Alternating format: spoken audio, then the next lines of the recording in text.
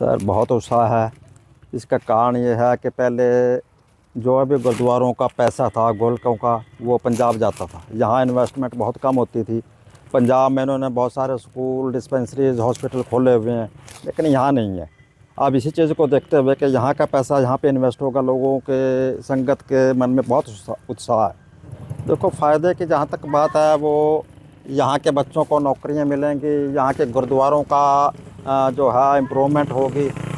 और अगर जंगे साहब जीत के आते हैं तो इनको तो सेवा भावना ही है इनके मन में, और कोई और लालच नहीं है। और सेवा भावना की वजह से ही 1.5 साल का टाइम इनको मिला है। उस टाइम में इन्होंने जो काम किया, जितना बजट मिला उसके हिसाब से बहुत अच्छा काम किया है। जो 30-35 साल में काम नहीं हुए वो इन्होंने करके दिखाई हैं। देखो, हमने बहुत चुनाव पहले भी देखे, SGPC के भी चुनाव देखे हैं, लेकिन अब की बार जो लोगों का रुझान हरियाणा कमेटी या हरियाणा के लोगों की तरफ अपना मतलब मेंबर बनाने की उत्सुकता है, उसके लिए हमें बड़ी खुशी है। कि देखो, सिख संगत को तो मैं ये कहता हूँ कि अगर ये जीत के आगे तो एक तो गुरुद्वारों का देख रेख अच्छा होगा, दूसरा इन्होंने सोच रखे हैं बहुत से प्लान, जैसा कि इन्होंने ये कहा कि हम यहाँ पे स्कूल खुलवाएंगे, उच्च पद्धर का बढ़िया स्कूल, और उसमें मतलब सिखों के बच्चे पढ़ेंगे, जो अमृतधारी बच्चे होंगे उनकी फ़ीस माफ़ होगी। और इन्होंने ये भी कहा है कि हम यहाँ पे मतलब गतका पार्टियाँ और घर घर में मतलब जो इलाके के गुरुद्वारा साहब हैं वहाँ पे हर गुरुद्वारा साहब में महीने में 5 दिन के लिए हम कथावाचक वगैरह भेजेंगे, जिससे कि सिक्खी का प्रचार हो और बच्चों को सिक्खी की तरफ जोड़ें ताकि वो नशों से मुक्त हो जाएं। देखिए जी, इलेक्शन तो हो रहे हैं। जो सिख संगत है बहुत ज़्यादा चाव है उनमें, और बहुत बड़ा एक अपना इलेक्शन समझ रहे हैं। हर कैंडिडेट, हर वर्कर आप अपने तरीके से मेहनत कर रहा है। इस संगत अपने गुरु धाम है, जो हमारे गुरुघर हैं, उनका काम, उनकी रेख देख सच्ची नीयत से, सच्ची सुच्ची सेवा और संगत के साथ मिलकर जो भी काम करना। देखिए, ये जो चुनाव हैं हरियाणा के अंदर, हरियाणा गुरुद्वारा प्रबंधक कमेटी के जो चुनाव हैं पहली बार हो रहे हैं, और जो भी वोटर है उसके दिल में सबसे बड़ी खुशी तो ये है कि हमारा अपना इलेक्शन है। ये पहले तो हम जो भी वोटिंग करते थे उसका जो बेनिफिट था वो सारा पंजाब को जाता था।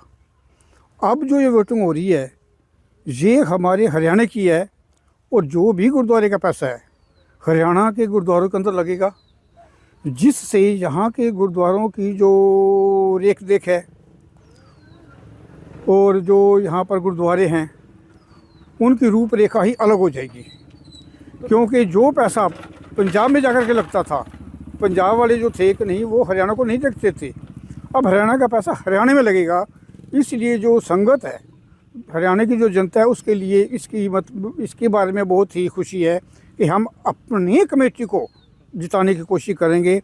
और उनके इस चीज़ के साथ साथ हम वोटर्स एक चीज़ और देख रहे हैं कि जो पीछे थोड़े समय के लिए हमारी हरियाणा की कमेटी बनी थी, उसमें जो लोग आए उन्होंने भी अच्छा काम किया, और उसके अंदर अपने अजंगी साहब का भी नाम था। और जो काम इन्होंने किए आज तक, जो पंजाब गुरुद्वारा प्रबंधक कमेटी थी उसने आज दिन तक कोई काम नहीं किया। गुरुद्वारा प्रबंधक कमेटी के रिगार्डिंग जितने भी अभी तक हमारी ट्रेनिंग वगैरह सब कुछ होके, और आज हमने फाइनली पार्टीज़ को जो कंसर्न बूथ थे वहाँ पर भेज दिया गया है। 08 रादौर हमारा वार्ड नंबर है, और इसमें टोटल 7 बूथ बनाए गए हैं। 3 रादौर, 4 सरस्वती नगर में। रादौर में है रादौर, टोपरा कला, गिलोर। सरस्वती नगर में सरस्वती नगर, ऊंचा चांदना और बम्बोल, तलाकोर।